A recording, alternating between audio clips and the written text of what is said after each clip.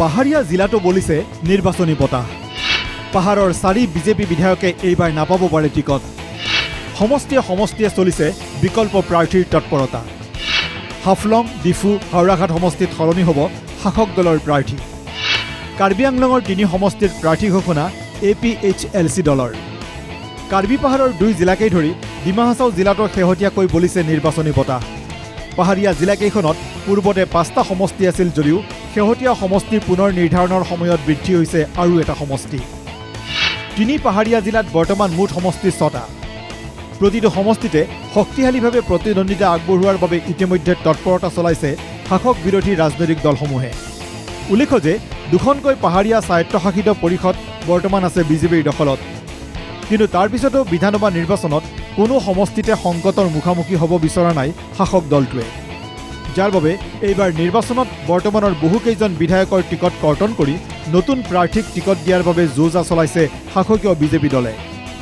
Karbi Anglong, Dima হাছাওত ticket কৰ্তন হ'বলগীয়া সম্ভাৱ্য বিধায়কসকল হ'ল হাফলঙৰ বিজেপি বিধায়ক তথা মন্ত্ৰী নন্দিতা গাৰ্লুছা, ডিফুৰ বিজেপি বিধায়ক বিদ্যা সিং ইংলেং, হাওৰাঘাটৰ বিজেপি বিধায়ক দৰসিং ৰংহাং, বৈঠালাংছুৰ বিজেপি বিধায়ক ৰূপ সিং তেৰণ। এইসকল বিধায়কৰ টিকট কৰ্তনৰ সম্ভাৱনা প্ৰকট হৈ পৰাৰ পিছতে সমষ্টিয়ে দলীয় প্ৰাৰ্থিত্ব বিচাৰি তৎপৰতা চলাইছে বিজেপিৰ আন একাংশ নেতাই। জানিব পৰা মতে বহুকেইটা সমষ্টিত ইতিমধ্যে বিজেপিৰ শীৰ্ষ নেতৃত্বই বিকল্প প্ৰাৰ্থীও চূড়ান্ত কৰিছে। উল্লেখ্য যে ডিমা হাছাও স্বায়ত্ত পৰিষদৰ বৰ্তমানৰ মুখ্য কাৰ্যবাহী দেৱলাল গাৰ্লছাৰ সৈতে থকা সংঘাতৰ বাবেই এইবাৰ প্ৰাৰ্থিত্বৰ পৰা বঞ্চিত হ'ব পাৰে হাফলং সমষ্টিৰ বিজেপি বিধায়িকা তথা বৰ্তমানৰ মন্ত্ৰী নন্দিতা গাৰ্লুছা। NKTVৰ হাতত আহি পৰা হাফলঙৰ সম্ভাৱ্য প্ৰাৰ্থীৰ তালিকা অনুসৰি নন্দিতা গাৰ্লুছাৰ পৰিৱৰ্তে হাফলঙত বিজেপিৰ প্ৰাৰ্থী হ'ব পাৰে নিৰঞ্জন হোজাই। হাফলঙত বিজেপিৰ প্ৰাৰ্থিত্ব বিচাৰিছে মোহিত হোজাই, ধৃতি থাউচেন, ৰূপালী লাংথাচাই। फाइनल में तो मांगने वाला तो सभी मांगता, हम लोग उनका सिटिंग MLA तो मांगी गई है। उसका बाद में हम लोग का मोहित साहब भी हम लोग का खेलेगा, उनसे जो पार्टी अगर देगा तो वो भी कर सकता है। धृति भी है और महिला होने से तो रूपाली है, पूर्विता है, माने जो भी रेडी है हम लोग जिसको भी देने से, तो जो भी मिलने से भी, अभी का सिटिंग मिलने से भी और काउंसिल इलेक्टेड से भी देगा तो पार्टी डिसाइड करेगा। सर्वे हो रहा है तो पार्टी का ऊपर में हम लोगों का, हाँ, कैंडिडेट से हमारा कुछ फर्क नहीं पड़ता है। बीजेपी जीतेगा, बीजेपी के लिए काम करेगा। डिमा हासाओ का जनता लोग भी देना है। প্ৰাৰ্থিত্ব দৌৰত আন 3 দলীয় প্ৰাৰ্থিত্ব প্ৰত্যাশিতকৈ আগুৱাই আছে স্বায়ত্ত পৰিষদৰ বৰ্তমানৰ কাৰ্যবাহী সদস্য নিৰঞ্জন হোজাই। ইয়াৰ বিপৰীতে এইবাৰ হাফলঙত কংগ্ৰেছ আৰু ওৱান নৰ্থ ইষ্ট নামৰ নতুন ৰাজনৈতিক দলটোৱে বিজেপিৰ বিৰুদ্ধে শক্তিশালী যুঁজ দিয়াৰ সম্ভাৱনা আছে। হাফলঙত কংগ্ৰেছৰ প্ৰাৰ্থী হ'ব নিৰ্মল লাংথাচা। ওৱান নৰ্থ ইষ্ট দলৰ পৰা প্ৰতিদ্বন্দ্বিতা কৰিব ডেনিয়েল লাংথাচাই। একেদৰে কাৰ্বি পাহাৰৰ 5টা বিধানসভা সমষ্টিক লৈও আৰম্ভ হৈছে সৰব চৰ্চা।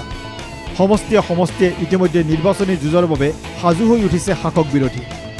4টাকৈ সমষ্টিত বিজেপিয়ে নতুন মুখৰ প্ৰাৰ্থী প্ৰক্ষেপ কৰিবলৈ সাজু হোৱাৰ বিপৰীতে 3টাকৈ সমষ্টিত ইতিমধ্যে প্ৰাৰ্থীৰ নাম ঘোষণা কৰিছে পাহাৰীয়া জিলাখনৰ আঞ্চলিক দল APHLCয়ে।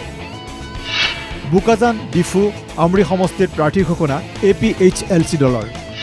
বোকাজানত APHLCৰ প্ৰাৰ্থী হ'ব চেমছন তেৰণ, ডিফুত APHLCৰ প্ৰাৰ্থী হ'ব জন ইণ্টি কাঠাৰ, আমৰিত APHLCৰ প্ৰাৰ্থী হ'ব বিক্ৰম হানছে। অৱশ্যে 3 সমষ্টিত প্ৰাৰ্থী ঘোষণা কৰিলেও কংগ্ৰেছৰ সৈতে মিত্ৰতাক লৈ বৰ্তমানৰ আলোচনা অব্যাহত ৰাখিছে APHL নেতৃত্বই।